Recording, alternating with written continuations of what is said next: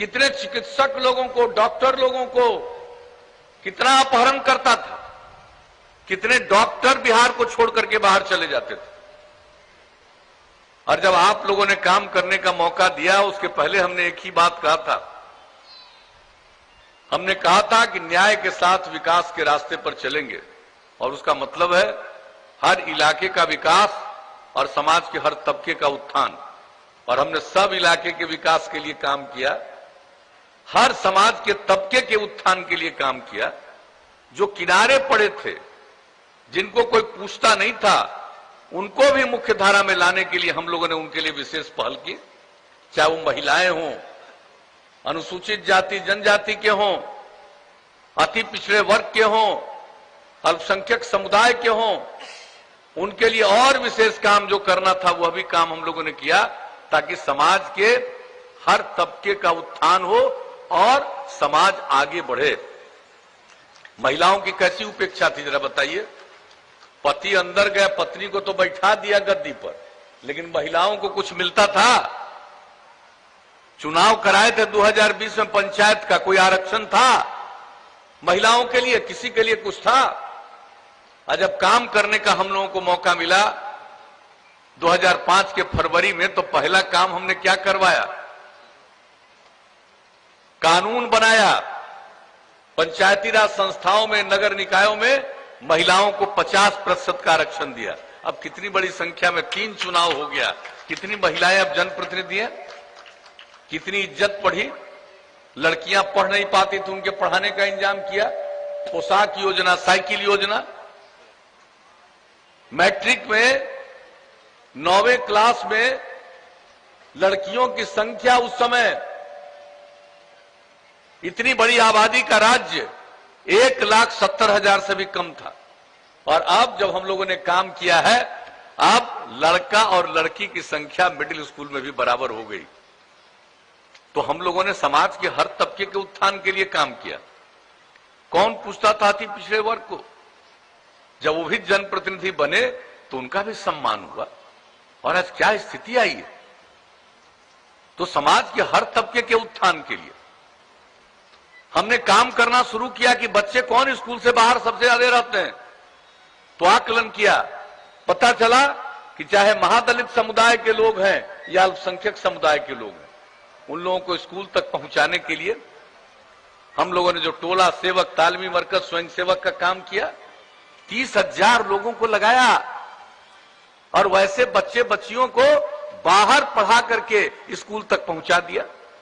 और ये काम करने वाले तमाम लोगों को हमने 60 साल तक रख लिया। तो आप जरा सोच लीजिए कि काम के लिए अब स्कूल से बाहर रहने वाले बच्चों बच्चियों की संख्या न के बराबर है, 0.5% से भी कम। तो हर क्षेत्र में काम। क्या हालत थी सड़कों की? कहीं कोई सड़क का इंतजाम था? क्या बुरा हाल था लोगों का। और जो काम हम लोगों ने करना शुरू किया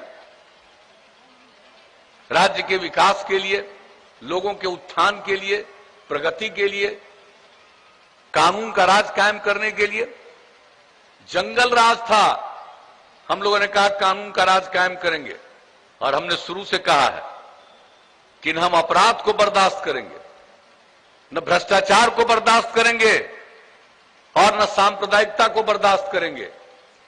क्राइम, करप्शन, कम्युनलिज्म, ये तीनों के खिलाफ जम करके हम लोगों ने काम किया।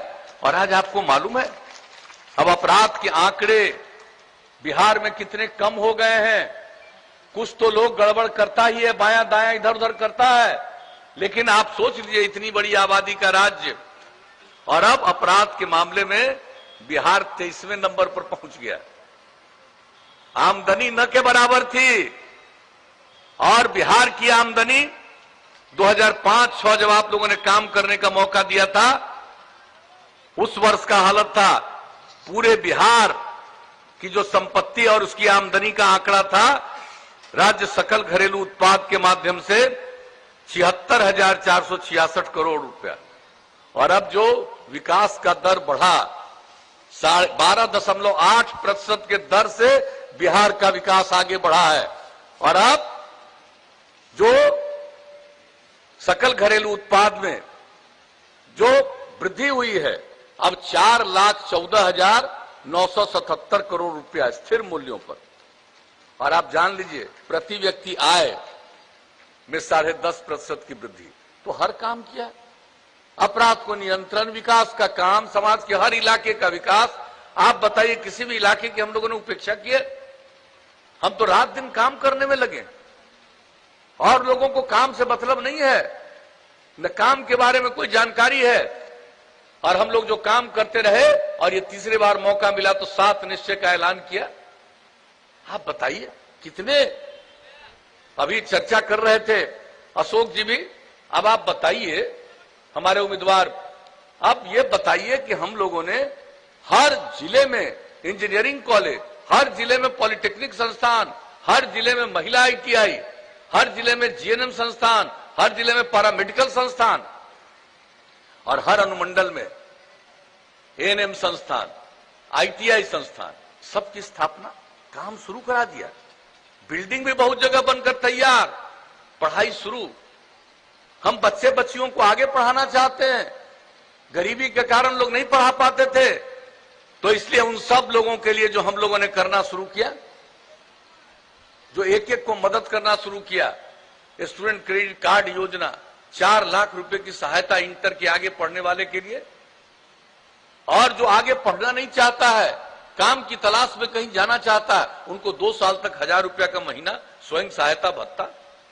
और जो लोग कोई काम करना चाहेगा, उसको अगर कंप्यूटर पर काम करना नहीं आएगा तो आगे कोई काम नहीं उसको मिल सकता है। तो इसके लिए हमने कुशल युवा कार्यक्रम में शुरू कराया। कितने बड़े पैमाने पर, न सिर्फ कंप्यूटर का ज्ञान बल्कि उसके साथ किस तरह से व्यवहार करना चाहिए, किस तरह से संवाद करना चाहिए, भाषा के बारे में, सब चीज के बारे में पढ़ा। 10 लाख से ज्यादा युवक युवतियों ने इसकी ट्रेनिंग ले ली। तो एक एक काम, महिलाओं को सरकारी सेवा में 35% का आरक्षण, पुलिस बल में 35% का आरक्षण। कहां महिलाएं मिलती थी पुलिस बल में देखने को, और अब आप पुलिस बल में देखिए महिलाएं दिखती हैं कितनी संख्या में।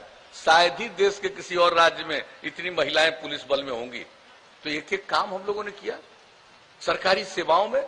और उसके बाद क्या कहा, पहले कोई बिजली की स्थिति थी बताइए, 700 मेगावाट पूरे इतने बड़े राज्य में खपत थी, और अब बढ़ गया 6000 मेगावाट से ज्यादा। हमने क्या कहा था हर घर बिजली पहुंचा देंगे। सब इच्छुक लोगों को बिजली पहुंचा दिया अक्टूबर 2018 तक। और आप समझ लीजिए जितने लोग चाहते हैं सबको बिजली, तो बिजली का काम, हर घर नल का जल। आज आप समझ लीजिए 83% से भी ज्यादा ये काम हो चुका। अगले 1-2 महीने के अंदर ये काम पूरा होगा। हर घर में शौचालय देश भर की योजना है, यहां भी लगभग पूरा हो गया। हर घर तक पक्की गली और नाली का निर्माण। कोई सोचता नहीं था कि गांव में भी पक्की गली बनेगी और नाली का निर्माण बनेगा। हम लोगों ने ये काम करवाया, लोगों को मौका मिला। लोग चुनाव नहीं लड़ते थे, MLA और MP नहीं बने हमारे पहले वाले। हम जब MLA MP बने, अपने इलाके में जाते थे, हर जगह लोग यही कहता था कि जहां यहां जाने का रास्ता तो गौवा में बनवा दीजिए। तो एक एक काम जो करते थे, और उसके बाद हमने तय कर दिया, जब आप लोगों ने यहां काम करने का मौका दिया, हर घर तक पक्की गली और नाली का निर्माण, ये भी काम लगभग पूरा। तो इस सब काम जो हम लोग करते रहे, अब जान लीजिए आगे मौका दीजिएगा तो सिर्फ हर घर नल का जल नहीं रखेंगे, बल्कि इसका अनुरक्षण करवाएंगे। ऐसा नहीं हो कि नल का जल ले लिया और खराब हो गया, खराब नहीं हो सकता है। और पक्की गली और नाली के निर्माण का, उसका भी अनुरक्षण, देखभाल। अब आगे मौका दीजिएगा। हम लोग तो इतना काम सब करते चले जा रहे हैं, कोई इलाका नहीं है, समाज के हर तबके का उत्थान, पूरे बिहार की प्रगति। हमने आपको संक्षेप में ये बातें बता दी। और आगे जब मौका दीजिएगा तो हम तो अब युवाओं के लिए और आगे काम करेंगे। ये जो नई टेक्नोलॉजी आ गई है और रोज इसका विकास हो रहा है, हम सिर्फ अब कंप्यूटर पर काम सिखाने से नहीं काम होगा पूरा। अब उसके लिए नई टेक्नोलॉजी सिखाएंगे, जो हमारे पॉलिटेक्निक संस्थान और ITI वहां तो होगा ही, लेकिन बाकी लोग भी, कोई 10वां 12वां पास है, कोई काम करना चाहता है, तो उसको भी नई तकनीक को सिखाने के लिए हर जिला में संस्थान स्थापित करेंगे और उनको भी सिखाएंगे। नई टेक्नोलॉजी को जानेगा, रोजगार उसका बढ़ेगा, काम बढ़ेगा, आमदनी बढ़ेगी। और आज जो बाहर से सामान मंगवाना पड़ता है, यहां इसकी जरूरत नहीं पड़ेगी, यहीं से यहां से बाहर सामान जाना शुरू होगा। तो आगे मौका दीजिएगा तो हम लोग तो ये करेंगे। और हर जिला में अब जो आपको बता दिया, हर घर तक बिजली पहुंचा दिया, लेकिन अब अगली बार मौका दीजिएगा तो हर गांव में सोलर स्ट्रीट लाइट, यानी रास्ता भर में सोलर बिजली पहुंचा देंगे, ताकि घर में बिजली बंद कीजिए और पूरे गांव में ये बिजली से उजाला रहेगा। अब आगे ये करने का मेरा विचार है। और गांव में जितना काम करवाए हैं हमने बता दिया, उसका देखभाल अनुरक्षण तो करेंगे ही, लेकिन उसके अलावे साफ सफाई, गांव का साफ सफाई